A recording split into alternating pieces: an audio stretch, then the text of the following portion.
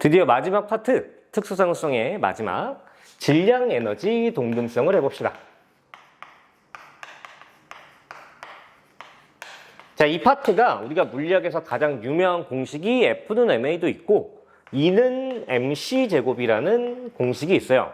이게 책 제목으로 있을 정도로 물리학에서는 유명한 공식 중 하나인데, 여기서 내용은 질량이 에너지가 될 수도 있고 에너지가 질량이 될 수도 있다는 내용이에요. 서로 치환이 가능하고 그 치환될 때 이 관계를 지켜서 치환이 된다, 이런 거예요. 이걸 어디서 볼 수 있냐면, 대표적인 예시가 우리가 이제 통합과학에서 수소가 4개가 헬륨으로 핵융합이 일어난다, 이게 별에서 에너지원이다 라고 이제 수소 핵융합 반응을 배우잖아요. 자, 그러면 위에 있는 숫자, 얘를 우리가 질량수라고 부를 거고요. 이 질량수라는 건 양성자의 개수에 중성자의 개수를 더한 값을 얘기를 합니다. 자, 해서 이 두 개를 더한 값을 비교해 보면, 전에 한 개, 이 수소가 4개 있는 거니까 4고요. 뒤에도 4니까 변화가 없어요. 똑같아요.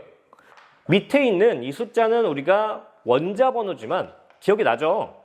원자 번호의 기준이 뭐였어요? 모질리에 의해서 양성자 수였죠. 그래서 양성자가 1자리가 4개 있었는데 2자리가 생긴 거니까 뭔가 여기 안 맞죠, 그렇죠? 근데 위에서도 이게 지금 비교해보면 1대1에 4개가 있었던 건데, 여기서 볼 수 있으면 중성자가 2개 생겼다는 걸 알 수가 있을 거예요. 그래서 이 과정에서, 이 핵융합되는 과정에서 양성자 4개 중에 2개가 중성자로 바뀌고 나머지 양성자 2개가 합성해서 헬륨이 된 건데, 그러다 보니까 여기서는 중간에 생략 과정 때문에 성립을 안 하는 거예요. 그럼 뭐 예시로 좋지는 않았는데 일단 뒤에 핵 분열도 할 거니까 거기서 다시 봅시다. 그래서 원자 번호도 보존이 된다 라는 개념이에요. 근데 여기서는 전하량 보존이라는 표현을 써요. 자, 핵반응식의 특징인데, 질량수 보존과 원자 번호, 전하량 보존이 성립해야 된다는 관계를 지키고요. 근데 그러면 낱개로 있던 입자 4덩어리가 한 개로 합쳐졌을 뿐이거든요. 자, 이미지로 보면 낱개로 떨어져 있던 4개의 덩어리가 2개는 약간의 변화를 통해서 중성자로 바뀌고 얘네가 한 덩어리로 뭉친 거죠. 이렇게. 그러면 변화가 없어야 되잖아요. 질량이라는 어떤 값이. 우리가 물체가 가진 고유한 값의 질량이라고 하는데, 떨어져 있다가 붙었을 뿐이니까 변화가 없어야 되는데, 특이하게도 둘 사이에는 총질량이, 반응에 참여했던 물질들의, 원자들의 총질량이 감소하는 특징이 있고요. 우리는 그거를 질량 결손이라고 할 거예요. 그래서 이 질량 결손 값을 델타 M으로 표현을 할 거고요. 질량 결손에 의해서 에너지가 방출이 되는 게 핵반응의 특징인 거죠. 그래서 이런 에너지가 방출이 되는 값이 생기는 거지. 자, 이해돼요? 자, 이게 더 잘 보일 수 있는 핵분열식을 다시 예시로 들어볼게요. 우라늄이 92에 235짜리가 중성자에 의해서 즉각적인 핵 분열 과정을 진행을 시킬 거예요. 그러면 여기서 바륨이 56에 141 플러스 크립톤이 41짜리인가요? 36짜리겠네. 36에 92짜리 3개의 중성자가 생길 거고 에너지가 방출이 될 거예요. 여기까지 나오려나? 자, 그래서 각각의 숫자들을 살펴보면 위에 235에다가 1 더하면 236이 보존이 돼야 되죠. 여기서 141과 92 그리고 3짜리가 하나 있는 거니까 다 더하면 몇이 나와야 돼요? 얘도 236이 보존이 돼요. 자, 밑에 있는 양성자 수도 한번 봅시다. 양성자도 92에 0 더할 거니까 92고, 여기에 56, 36, 0이니까요. 다 더하면 92가 보존이 돼요. 그러니까 이거는 반대로 뭉쳐져 있던 게 떨어졌을 뿐이지만 역시나 질량 결손이 발생을 하는 거죠. 그래서 질량 결손이 발생했으니까 당연히 에너지가 방출되었다라고 설명할 수가 있는 거예요. 해서 이 방출된 에너지의 값을 보면 질량 결손이 얼만큼 발생했는지 이 식을 통해서 당연히 정비를 하겠죠. 그렇죠? 질량과 에너지는 정비를 하기 때문에 에너지가 크면 클수록 질량 결손이 많이 발생했다라고 볼 수가 있어요. 자, 그러면 대개 여기서 뭐 17.6, 여기에 200MeV 뭐 이런 식으로 나올 건데 이게 에너지적으로 더 크잖아요. 그러니까 여기서 에너지가 더 많이 발생하니까 이게 더 효율적이다.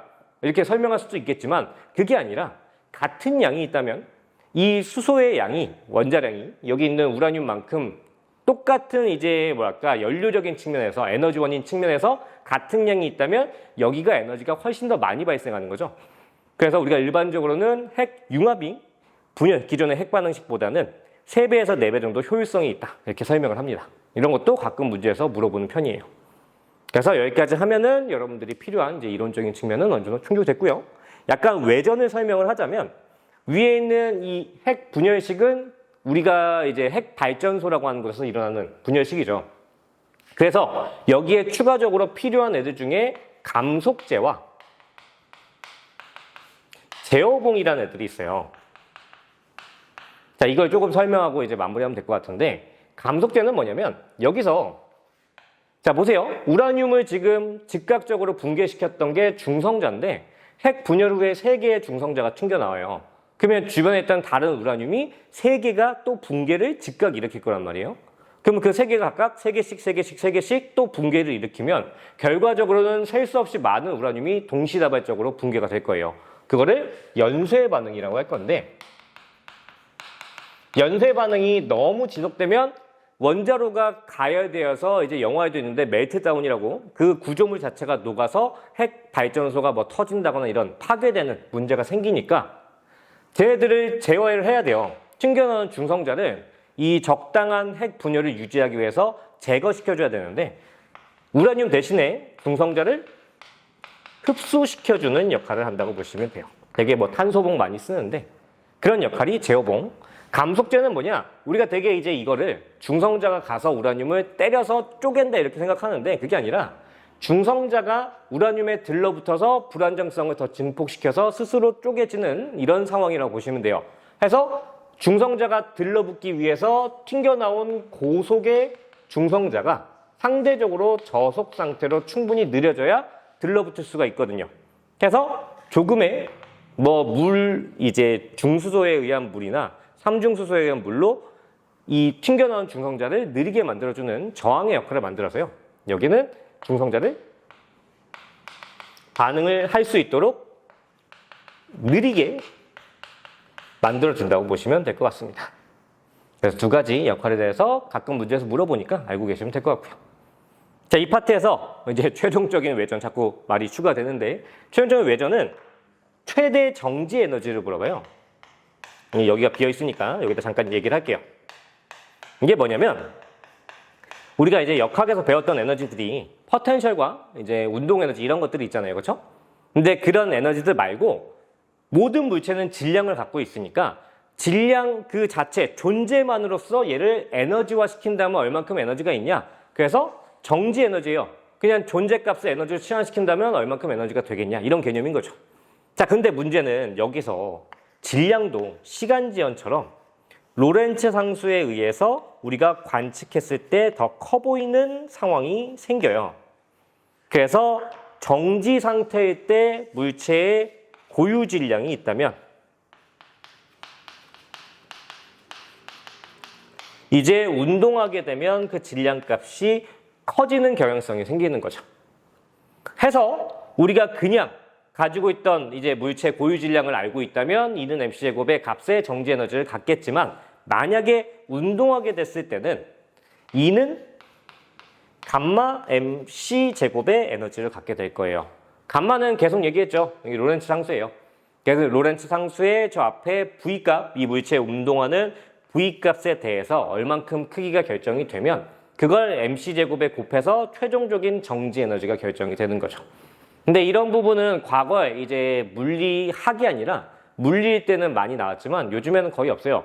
근데 가끔 이제 여러분들이 공부한다고 문제집을 풀다 보면 이 관련 문제가 표 형태로 많이 나올 건데 이 공식만 아시면 푸는 데는 지장이 없습니다. 당연히 이 로렌츠 상수에 대한 이제 뭐랄까 수학적인 풀이법도 알고 계셔야 될 거예요.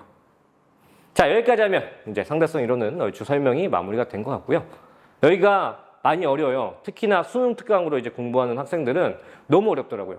수능 특강이 이제 다른 뭐 여타 문제집에 비해서 상당히 난이도가 높아졌는데 특히나 이 상대성 이론 파트는 머리가 깨질 것처럼 많이 아플 거니까 보고 다시 보고 여러분들이 어느 정도 개념이 좀 다져졌다 느낄 때까지 반복해서 보는 걸 추천을 드립니다.